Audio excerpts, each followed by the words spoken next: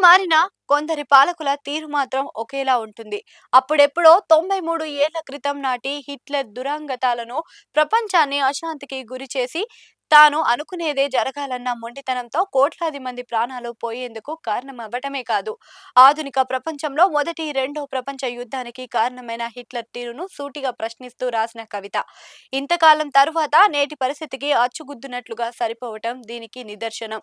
తిరుగులేని అధికారం చేతికి వచ్చినప్పుడు మరింత బాధ్యతగా వ్యవహరించాలి తప్పించి ఇష్టారాజ్యంగా తన పంతాన్ని నెరవేర్చుకోవడం కోసం, ఇగోను సంతృప్తి పరచుకోవటం కోసం ఎన్ని ప్రాణాలనైనా పణంగా పెట్టేందుకు వెనకాడని పాలకులు కొందరు ఉంటారు. ప్రపంచ పోలీస్ గా వ్యవహరిస్తున్నామన్న గర్వంతో బాధ్యతను మరిచిపోయి తనను వ్యతిరేకించేటోళ్లను, తనను ప్రశ్నించేందుకు సిద్ధంగా ఉన్న వాళ్ళను పక్కకు జరిపేలా ధోరణి అయితే అమెరికా అధ్యక్షుడు ట్రంప్ కు కాస్త ఎక్కువే.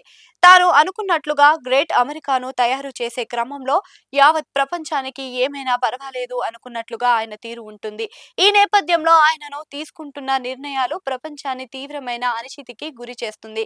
తన మాట వినని, తనకు నచ్చని దేశాన్ని ప్రపంచానికి ప్రమాదకరం అన్న ముద్ర వేసి దానిపై దాడికి తెగబడడం తీరు ట్రంప్ హయాంలో అంతకు అంతా ఎక్కువగా అవుతుంది. అందుకు నిదర్శనంగా తాజాగా సాగుతున్న ఇరాన్, ఇజ్రాయిల్, యుఎస్ యుద్ధాన్ని చెప్పవచ్చు. ఇలాంటి వేళ ప్రపంచ దేశాలు మౌనంగా ఉంటున్నాయి. అమెరికా నిర్ణయం అనే కన్నా ట్రంప్ నిర్ణయాన్ని ప్రశ్నించే రిస్కును ఎవరూ తీసుకోవడం లేదు. ఎవరైనా తప్పు పట్టినా, ఖండించినా నామమాత్రమే తప్పించి తమ అభిప్రాయాన్ని సూటిగా స్పష్టంగా చెప్పని పరిస్థితి.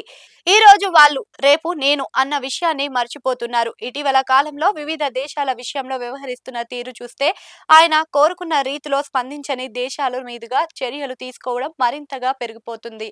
అంటే అమెరికా మినహా ప్రపంచంలోని మరే దేశం ట్రంప్ హెచ్చరికను మినహాయింపుకు కాదన్నట్లు పరిస్థితులు మారుతున్నాయి.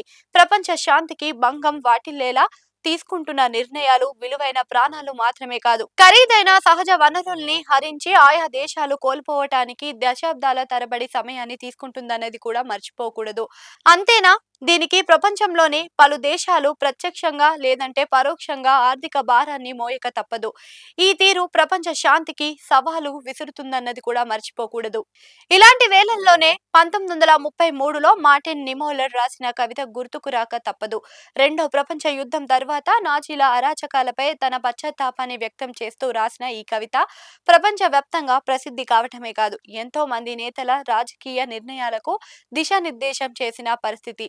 ఇప్పుడు సైతం ఇదే కవితను చదివితే తాజా పరిస్థితి కూడా ఇంచుమించు సేమ్ టు సేమ్ అన్నట్లుగా ఉంటుందని చెప్పాలి. మేధావి మౌనం మంచిది కాదన్న మాట దక్షిణాఫ్రికా జాతిపిత నెల్సన్ మండేలా అన్న మాటలను గుర్తు తేవటమే కాదు, మౌనం వల్ల జరిగే నష్టాన్ని మార్టిన్ నిమోలర్ తన సంక్షిప్త కవితతో చెప్పేస్తున్నాడు. నాటి ఆయన మాటలు యథాతథంగా సరిపోతాయన్న భావన కలగక మానదు. మొదట వారు వచ్చారు అనే పేరుతో ఆయన రాసిన కవిత ఇది. మొదటి వారు సోషలిస్టుల కోసం వచ్చారు, నేను గొంతెత్తలేదు ఎందుకంటే నేను సోషలిస్టును కాదు. ఆ తరువాతి వారు ట్రేడ్ యూనియన్ వాదుల కోసం వచ్చారు, నేను గొంతెత్తలేదు ఎందుకంటే నేను ట్రేడ్ యూనియన్ వాదిని కాదు. ఆ తరువాతి వారు యూదుల కోసం వచ్చారు, నేను గొంతెత్తలేదు ఎందుకు అంటే నేను యూదుని కాను. చివరి వారు నా కోసం వచ్చారు, అప్పుడు నా తరపున మాట్లాడడానికి అక్కడ ఎవరూ లేరు. ఇప్పుడు ప్రపంచ దేశాధినేతలు ఎవరికి వారు తమను తాము ప్రశ్నించుకోవాల్సిన అవసరం వచ్చింది.